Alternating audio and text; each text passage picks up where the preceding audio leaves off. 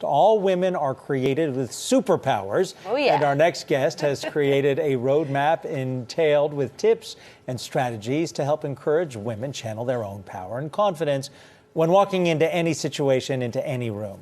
Here today to talk about her brand new book is Lydia Finet, author of The Most Powerful Woman in the Room Is You. And this comes from your own experience. I mean, you are one of the, at Christie's, you've raised over, $500 million in charitable auctions. So to put it bluntly, you know what you're talking about.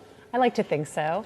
I feel like this is a book that needed to be written. There's never been a more critical time for women to need confidence and conviction in their voice. And I've spent the past 14 years on stage as an auctioneer, and I've seen what it takes to really own and command a room. And so I thought, why not write a roadmap so other people will not make the mistakes that I've made along the way?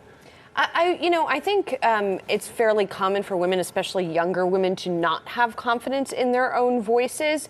And it seems like that really more of a cultural shift needs to happen, right? Where women need to perhaps stop being pleasers, start to take control of what they want.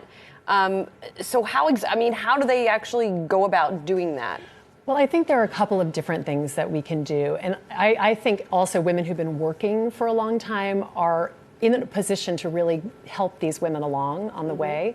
So I would say, first and foremost, remember to sell as yourself. People always try to emulate other people that they've seen selling. I talk about this in the book, where I used to try to pretend to be a 70-year-old British man when I was an auctioneer, because that's what my example was at the time, but I was a 24-year-old woman. And so one night on stage, I was very sick, and all of a sudden my own personality came out, because I felt like I couldn't really pretend to be anyone but me. And when I started acting authentically, that's when I really saw the response that I was looking for in the crowd. So I would say, number one, sell as yourself. Two, you are what you negotiate. I feel like we hear this all the time, but for some reason we don't really hear it.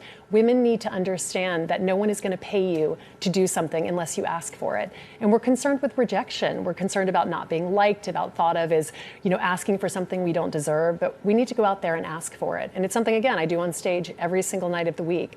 I'm asking people, even though I know that they're ultimately going to reject me as an underbidder, they're not going to come back in, but I still have to take it every single time.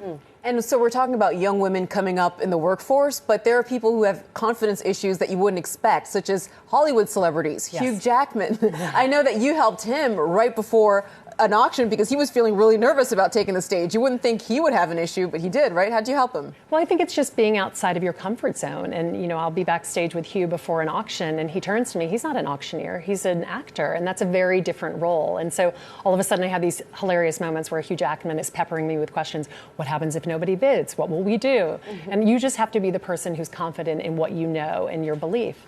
We hear a lot, I'm surrounded by young, strong women. Yes. What about women who are already into their careers, 10, 15 years down the road, who might not have the skills or the tips that you suggest? Can they learn those skills and use them to their advantage? Absolutely. And that was the interesting thing, because when I wrote this book, I really thought that it was going to be more for women in their 20s. And I've been talking and giving a lot of speeches in the past couple of weeks. And it resonates with people who are my age and older, because they see themselves in it, but they didn't know how to correct these things. And there's still time. There's plenty of time. And I think the conversation needs to be had. We just need to open it amongst ourselves as women and men, so that people understand that they have power and confidence, and they need to play those things and pay them forward. And you also sort of canvassed some of the people you know for the book, Yes.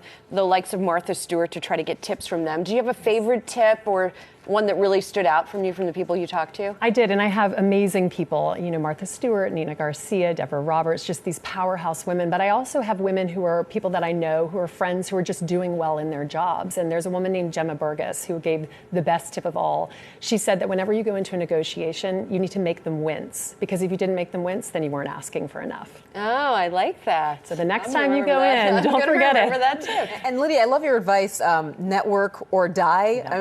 Enough said right there. It's pretty clear, right? So true. It's my dad's catchphrase my entire life. And it means networking isn't about networking with the people in your industry. Networking is about networking with the person in front of you at Starbucks. I have met the most incredible people on planes.